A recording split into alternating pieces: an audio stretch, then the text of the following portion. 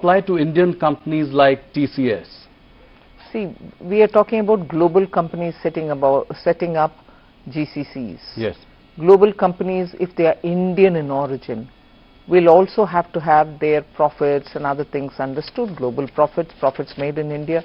And most of these global companies who are setting up business in India are already also paying tax. It's not as if they are not being covered by taxation for the earnings that they get from India. So if anyone who fits into this definition, not just this, we very clearly defined it. So referring to that definition, whoever fits in will get it. So an Indian company like TCS might fit into that. A global company. A global company like TCS would fit in. Before I go forward, I would like to take, what the opposition feels about the budget. So Rahul Gandhi has always been very critical of the economy and what you've been doing. When Donald Trump talked about India as a dead economy, he chimed in immediately. In this budget, he says that the finance minister is blind to the realities facing the government. How do you react to this? He's the leader of the opposition in Lok Sabha. I want to take him seriously. And I want to take his observation seriously to see if things can be done better. But most often I think he shoots from his hip. He doesn't keep good foundational data and then make his observation. I think on the dead economy comment, I'm not referring to anybody else, but being in India, being in the parliament, being the leader of the opposition, hearing all the questions being asked during question hours, replies being given, written, standing up, ministers say, that one comment in his haste, voicing the comment made by somebody else from outside. You are a member of the parliament, you are a leader of the opposition. Are you saying you're living in a dead economy? That itself sort of pulls the carpet from under his feet. You need an opposition leader who speaks with data and with such heft that the government will have to answer you. Now, when you speak sometimes without any kind of basis, I want to respond to him, but what do I respond on? Yeah. You're speaking out of thin air. India deserves a better opposition party. I'm not commenting on individuals. The party should do a lot of homework to make its leaders speak. World of Statistics says that China contributes 26% of GDP growth in the world, global GDP growth. India contributes 17%. Right? So overall put together we are 43%. US has done a mere 9.9%. Elon Musk had an observation here. He said that the balance of power is shifting. Would you agree with that? And how soon can we close the gap with China? It is the truth that China and India together contribute so much. That's a fact.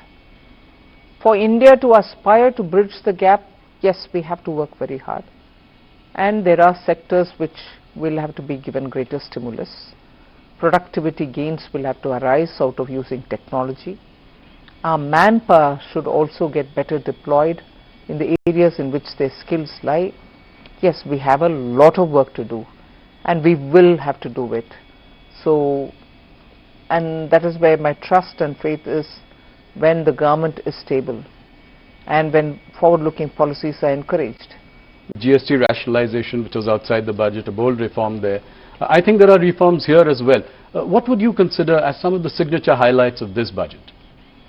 The customs overall, some of which have been, several of them have been mentioned in this budget, but there are several which couldn't be mentioned for want of time, and also the fact that there are few more which will carry on further. So the complete overall of customs is a major signature, and of course as a reform that. But looking at the frontier areas, investing in them, promoting R&D. So you're projecting a nominal GDP growth of 10%.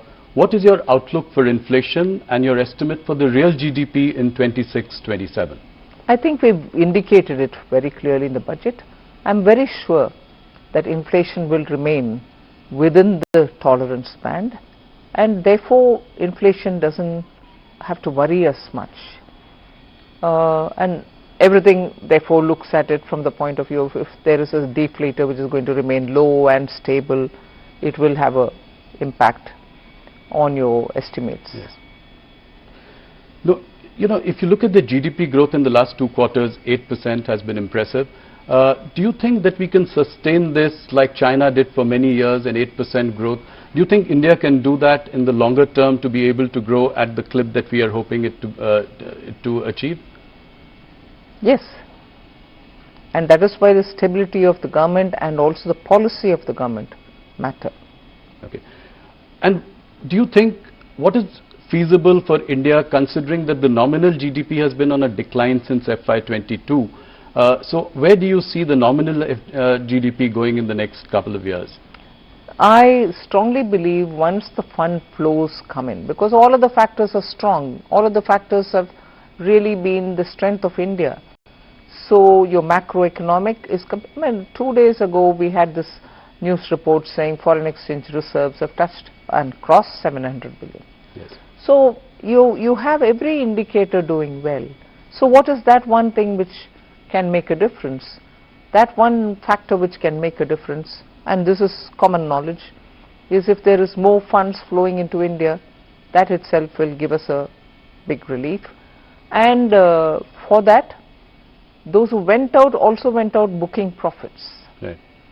So India will have to draw a lot more funds for investments in India. We'll come to fund flows in a little while. If you look at the reactions of the budget, some people have called it a status quoist budget. People have called it a conservative, cautious budget. How do you react to this? People saying no bold reforms this time. Of course, much is there in the fine print, and it is all coming out. The markets have, come back today from a low tomorrow. So, what was weighing on your mind when you were preparing this budget?